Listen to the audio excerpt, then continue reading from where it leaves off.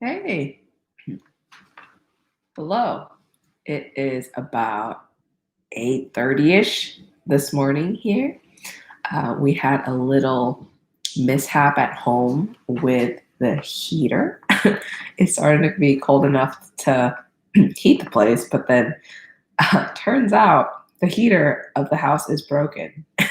So, yeah, so the heater of the house is broken. So we are still cold and the heater doesn't work. And we have to find someone to come fix the heater around the house. We'll see what happens. I'll keep you all updated.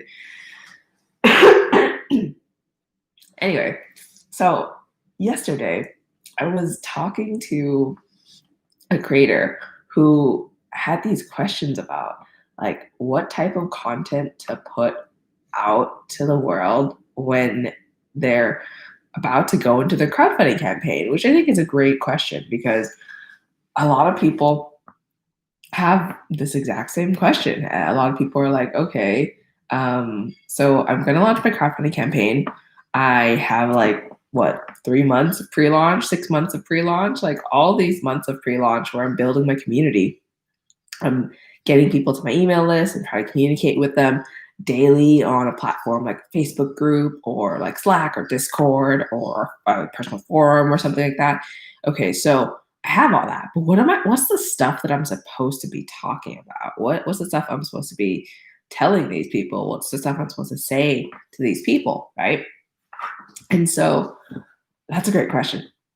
That's a great question because um, you need to make a lot of content, right? You need to make a lot of content when it comes to all these pre-launch periods and time because you want people to know you as a creator. You want people to trust you as a creator and as a company, and you want people to like you enough to follow along on your journey and also end up backing what you end up launching, right?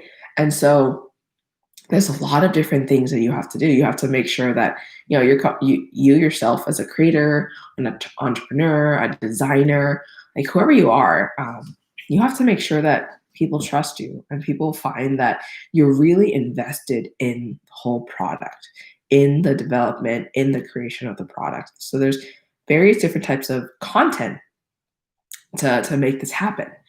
One thing is just like content about you actually working on it, right? You actually content about you actually working on it. You talking to manufacturers and like behind the scenes of you doing sketches or behind the scenes of you getting on calls with people to work on this project or you um, doing the tinkering, holding the prototype behind the scenes of filming the video or something like that, right? Whatever it is to make people know that this is for real and you are really invested in make this happen and you're really invested in kind of taking this and building it and making it a reality. Because there's so many people who can come to crowdfunding and kind of put together a half-baked idea and put it on crowdfunding. And it's just kind of disheartening because these products and these projects don't actually come to life, right? These products and projects just don't actually come to fruition at the end of the day. And so people see that you're actually working on it. People see that you're doing all this stuff. Like they're gonna think, okay, well, this founder is super invested. So I'm gonna follow along because this thing seems like it's gonna actually come to life. And so there's lots of content you can do for this, right? You can do things like images. Images are great. A picture's worth 1,000 words, right? You can do images. It's great. You can do things like a podcast that follows along your creation journey as a founder and what happens next. You can do things like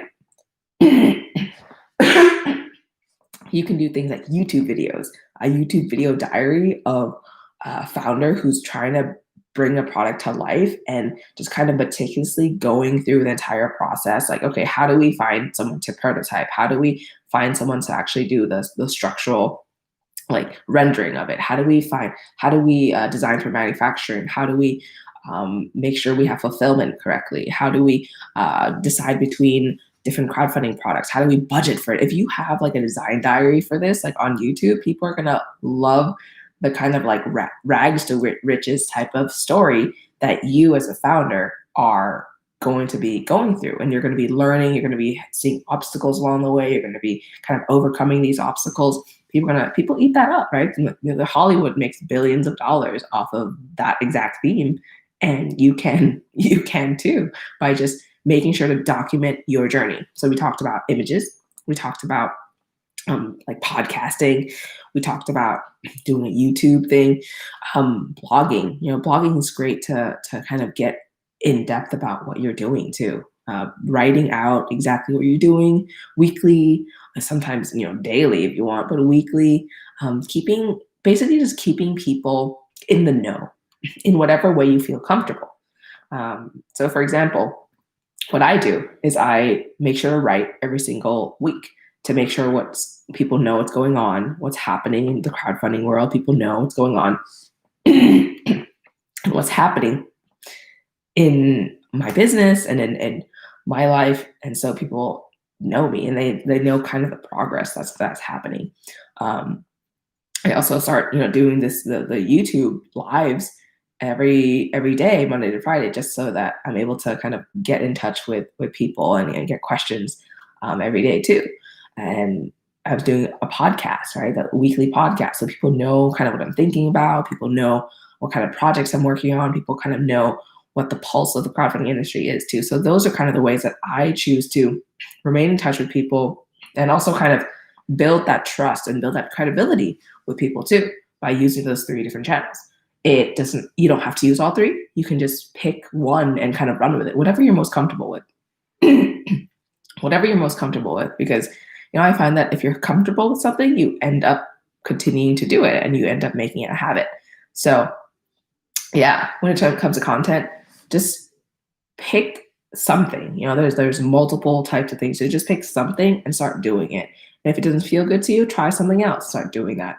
And you're going to find something that comes really naturally to you. The other day I was talking to a creator who really was like, okay, so people tell me I have to start a blog, right? Start a blog so I get long-term SEO. And so I'm able to get all this kind of long-term rewards for my website in the long run. But I hate writing. I don't like writing. I prefer being on camera. I prefer talking on video. And I'm like, okay, that's great. That's great, right? Because what you can do is if you're comfortable on video, you can record a video. You can extract the transcript of the audio of your video word for word using different programs, lots on the internet. I don't have to name any. You can just type in like free transcription programs or transcription programs that you can pay by word or by minute or something. Yeah, you can pay by minute.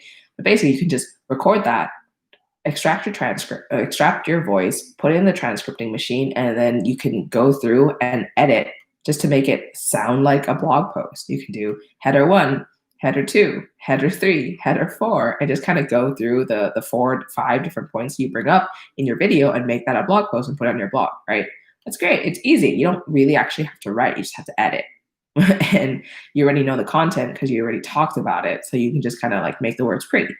So that's one way to do it, right? There's no right way. If you love writing, but you feel like you need to have a podcast, for example, you can write everything out in your blog and then you can read it out on your podcast. That's honestly, that's kind of what I think my sister does that. Yeah, my sister does that. She recently started her own entrepreneurial journey and she knows that she can write, but she didn't really have time to plan out a different podcast or anything. So what she did is she wrote these elaborate newsletters that get sent out every Wednesday to her readership.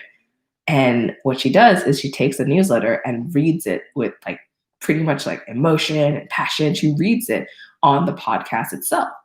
And so, right, there's so many ways that you can redo and rejig what you do. And then from the podcast, what I personally do is I take stuff from the podcast too, and I put it as a video on YouTube because there's some people who just want to have YouTube in the background and want to be listening to something, right? And so I just have that with a screen of what the podcast cover image looks like, and then it's just a video of the music.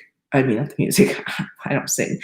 Video of the podcast going in the background. So there's so many different ways to repurpose what you do depending on what you're comfortable with.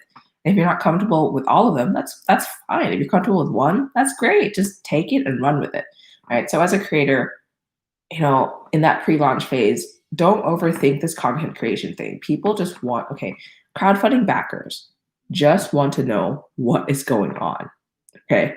Crowdfunding backers are a special breed, right? They're a special breed of people. They are people who are early adopters. They are people who want to make an impact on the actual product that comes out. They're the type of people who wants to see behind the scenes of that messy middle of a product, right? Like how a product actually comes together, how a product actually comes to life. These people want to see that. These people want to know exactly like what you're doing because they want to kind of experience this entrepreneurial life and this like founder life through you too. Some people really just like want to do that, just follow along and just see what's up, right? Some people are just here just for the journey, for the ride, right? Not even just for the product, but for that ride of like understanding the life of an entrepreneur, because they themselves might want to be an entrepreneur. They might be aspirational entrepreneurs. But the point is, these crowdfunding backers love seeing all the messy stuff. Right? A lot of entrepreneurs I talk to, a lot of founders I talk to are scared. They're scared to just talk openly about all the crap they go through before they actually hit the launch button. They're scared to say, oh no, like it's a week before we launched a crowdfunding campaign and our manufacturing company like went out of business and it shut down and we have to find a new one. So they're afraid to say things like, oh no, like we thought this was our final prototype, but it came back from the factory and it's crap, right? We can't use it. So people are scared to say that. People are scared to talk openly about what's happening in their lives and what's happening in their business. And so what I want to say to that is don't be scared. This is the stuff that people want to learn about. This is stuff that people want to kind of see and understand. And this is the type of stuff that people want to follow along with when it comes specifically to crowdfunding. Right? It's the audience behind crowdfunding that you really have to think about and get into their psyche. Like, what do they want to see and what do they want to hear about? And all this, all the highs, the lows that you talk about is going to get people to know, like, and trust you. Like, sure, you can talk about all the good things forever, right? You can do that. But you're not going to come off as authentic. You're not going to come off as real because, stuff hits the fan every so often. Things don't go according to plan every so often. Things stop working every so often, and people know that. And if you keep presenting this facade that everything keeps working all the time, it's not the best, right? So that's one thing. Like, talk about the highs, talk about the lows. Don't forget that. Talk about the process. Whatever you're doing, talk about it. Make sure that you're able to kind of articulate how this that you're working on right now can push this project to life and how this kind of fits in with the bigger picture of the product that you're launching, so that they understand that whatever you're doing right now has a huge impact on the final product itself. Okay, so we talked about kind of this stuff about like the process, what you're doing, right? What's going on. A lot of times people just want to hear what other people have to say about the product too. So if you're doing things like beta testing, you're getting testimonials from people, you're like sending out samples, you're getting people's feedback, like grab all these quotes, grab all these really interesting quotes from people, grab people's surprise quotes, grab people's like in awe quotes, grab all these quotes and just kind of put them together and kind of feed it to your audience every so often. Like, people are herd animals. People are herd animals, and people want to know that other people like this product too. So the more people like something, people have a fear of missing out, so they want to like it too, firstly. And since people are herd animals and people are just relationship minded, people just want to know what other people are thinking all the time. And people love seeing that other people are validating this product too. Because if other people validate the product, they themselves feel validated in their opinion of the product. So they kind of get a permission to they kind of give themselves permission to like it if they see that other people like it too, right? And so if you have quotes, if you have testimonials, if you have um, like like testimonials from professionals, like that would be great. If you're launching, for example, like a product used that will help you learn how to ski, or a product that will help you learn how to snowboard or something, and you get a professional skier, or you get a professional snowboarder, or someone who's like really kind of influential in the outdoor snow sport space to vouch for you, get a testimony from them, get a quote from them, like wow, people love that, right? And so make sure you're also having this information too, to kind of feed into people's herd mentality and people's like relationship mentality. Another type of content that I really recommend you do too is kind of um, it's like press content, right? Press content. What does that mean? Press content means, as a founder, you have a story. You have a story that you're from some place, some country, some city, some town, and you're trying to launch this new idea that's going to change the way people experience XYZ. If that's the case, like pitch it to someone, pitch it to a local newspaper, pitch it to like a local blogger, pitch it to a local influencer, pitch it to someone, because someone out there wants to write about your story.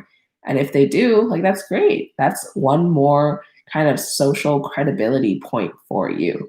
And your fans love to see that. Your fans love to see that, wow, this person that I'm following, this person that's building this product that I really want to get, this person is legit because there's some other people writing about them. There's some other people giving them kind of a stamp of approval by writing articles about them, by talking about them. So that's kind of another thing to really, really kind of focus on too, if you want to start building that, following that credibility online as you're going to launch your own product, right? And so we talked about a few types of content here, and there's really no limits of what you can do. Some people have done things like filmed filmed their beta testers using the product, or filmed beta testers use trying out the product itself. Or some people have done things like sent prototypes to different influencers and had them try it out and have them film it and have them take a picture, and then they kind of release them behind the scenes just to see if like an influencer liked it or not, right? There's so many things that you can do, and your creativity is going to be the thing that kind of skyrockets your content, right? Just make sure that when you're thinking about what type of content to put out, just think about who these crowdfunding backers are, right? Who these crowdfunding backers are, because they're going to be different for each category. They're going to be different for each product. And you want to make content that people want to see. You want to make content that people kind of resonate with, and you want to make content that people like. And so what happens when you start releasing content too is you start to get data back of what people start liking, what people start commenting on, what people start sharing, what people start responding positively to, or responding negatively to. And so and so armed with that data, what you can do is make more content that is similar to that. So for example, what I'm seeing for my own content is that if there's some video content, for example, on Instagram, if there's video content, there's a lot of likes. If there's things that are multi-page scrolling, where I'm actually putting down actionable tips for each different page, then people save it, people like it, people comment on it more than just a single image. And so with that said, I'm going to be making a lot more of that as we go. And with that said, just every audience is different. Every audience is different. There's no audience that's the same. So make sure you understand what works for your audience as you're creating this content, as you're looking to put out behind the scenes stuff, as you're looking to create different tweets, as you're looking at different hashtags. Just make sure to see what people resonate with and move down that same path, because that's what optimization is. That's what's going to get you down to the core of what your audience wants too. Okay, so if there's any questions, please feel free to leave it below, and I will come back to answer them. In the meantime, be sure to like, comment, and subscribe so that other people will be able to see this video too. Thank you for tuning in, and I will see you next time. Bye.